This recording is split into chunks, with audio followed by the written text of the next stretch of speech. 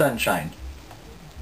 The guy who helmed the revamp of the zombie genre 28 Days Later is back and still in top form in Sunshine, the most dazzling and awe-inspiring movie I've seen this year, and one that, like the zombie predecessor, ingeniously takes all the conventions and rules of the genre from similar space adventure movies, Solaris, Alien, Apollo 13, Armageddon, and transforms them into a whole that cannot be described as anything other than hauntingly beautiful. Our sun is dying, sending the Earth into an ice age, and humanity's last hope rests with the Icarus II, a ship that contains a bomb whose mass is equivalent to about the size of Manhattan. Their mission? To travel to the sun to drop the bomb straight down into the dying star.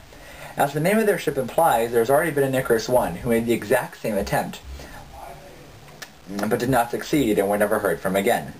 The movie begins about 14 months into the Icarus II's mission when cabin fever is starting to run high and the crew begins to get on each other's nerves.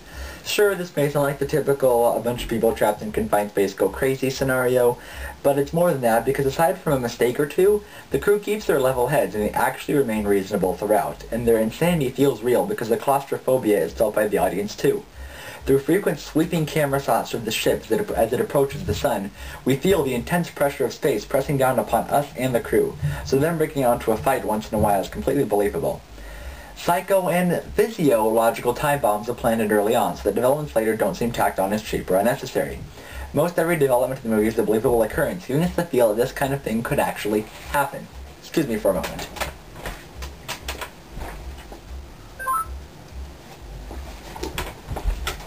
Sorry about that. This kind of thing could actually happen. When a crew member openly admits that he made a mistake, it only further infuses the celluloid with gripping realism that makes Sunshine so powerful. The best way to treat genre movies has never been to turn the characters into archetypes, never to film and script with a wink at the camera every second, but more to treat everything that's happening as completely real. Never falter once, never doubt that everything the characters you've created are real. Actual people in the movie will succeed. This is why The Descent was such a paralyzing masterpiece, because the women were strong individuals whose characters shone even in the darkest of the cave. Of course, this can be taken over the top. Sometimes characters are so intensely involved in the reality of the situation that it comes off as nothing more than cheap camp. Yes, I'm looking at you, Jim Carrey. In Sunshine, both Danny Boyle and the entire cast gives us stellar, no pun intended, performances from beginning to end. They strike the perfect balance of seriousness and self-awareness. And because of this perfect balance, never does this film come off as if all the characters act like typical horror everything can go wrong will people. They are smart, sure, and savvy, and the goof-ups are always believable and never really tacked on. The entire cast, from the always captivating Cillian Murphy to the reliably brilliant Michelle Yeoh, even the human shorts from the cheesy Fantastic Four, Chris Evans, gives us believable and strikingly amazing performances. In the final 40 or 50 minutes of the movie, as everything begins to go wrong, these people hold their humanity strikingly well, and their pain and psychological trauma is only that much more heartbreaking. The special effects in this movie are also nothing to sniff at. The sheer awesome power of the sun pulses through every frame, frying and vaporizing my expectations to mere ashes. I came into this movie expecting a sci-fi spectacle of grand proportions, but nothing could have prepared me for how well done and accomplished the special effects are. A less talented director would have unimaginatively treated the sun as a mere destination point, but with Boyle at the wheel it becomes a mighty god of a thing with a will, purpose, and fiery determination. A couple of the characters even have a special kind of awe and respect for the sun that mirrored my own awe and respect for the movie itself. Because of the ingenious way of how the sun is set up, it never comes off as a cheap effect or a, oh great, here's another shot of the sun. Boyle lovingly sets up every frame and majestically sweeps his camera through space to capture the intense and fiery beauty of the dying star. A couple of special effects shots almost had me crying because they were so vast and spectacular, even frightening. Boyle doesn't make the mistake of setting up the sun in a too personal way. There's never even a question that this sun will kill you without a second thought, which only makes the solar waves pounding toward two of the crew members on top of the spaceship that much more terrifying and exhilarating.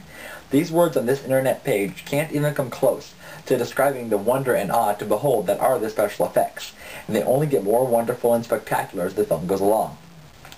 I don't want to give away too much, but in the last 20 minutes, Sunshine goes down a path that many may not expect, and that probably won't sit well with some, but I, for one, immensely enjoyed how Danny Boyle took that risk, and I think it paid off.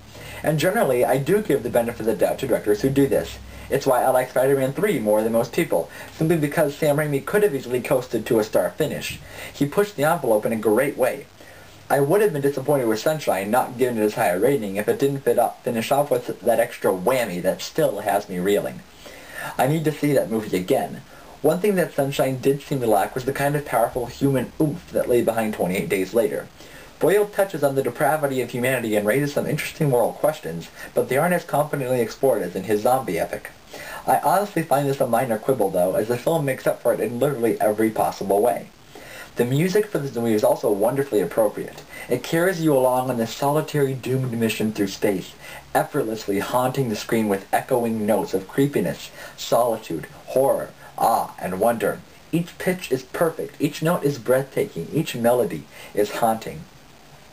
The best movies I've seen this summer are Ratatouille and The Bourne Ultimatum, and Sunshine has now been added to that list, maybe even surpassing the Bourne flick.